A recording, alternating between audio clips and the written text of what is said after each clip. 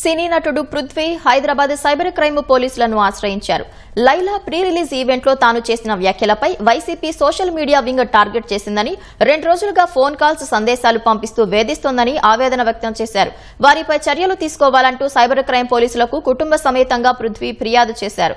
గత 2 రోజులుగా తన భర్తను మానసికంగా వేధిస్తున్నారని, వారిపై కఠిన చర్యలు తీసుకోవాలని పృథ్వీ భార్య పద్మరేఖ కోరారు.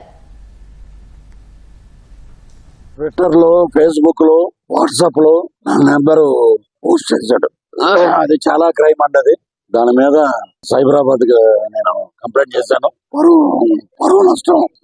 పరువు నష్టం దావా కూడా ఎత్తున్నాను. ఆంధ్రాలో మా హోమ్ మినిస్టర్ వంగలపూడి అనిత గారికి కూడా కంప్లైంట్ చేస్తున్నాను. అక్కడ కూడా 14 రిలీజ్ అవుద్ది. Super duper hit cinema. రాజకీయంగా నా మీద, నా ఆరోగ్యాన్ని, నా వ్యక్తిగత ఇమేజ్ ని డ్యామేజ్ చేశారు కాబట్టి మా లాయర్ ద్వారా, మా హోమ్ మినిస్టర్ గారి ద్వారా డెఫర్మేషన్ సూట్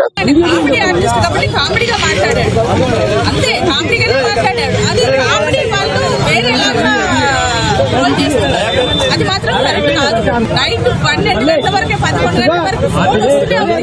ఒకరు ఫోన్ చేశాడు, ఇంటిరాజు ఉన్నాడు, ఆయనతో ఒక ఆట ఆడుకోవాలి. ఇంకొకరు ఇంకొకలాగా, ప్రతి ఒక్కరు ఒక్కొక్కలాగా మాట్లాడుతున్నారు.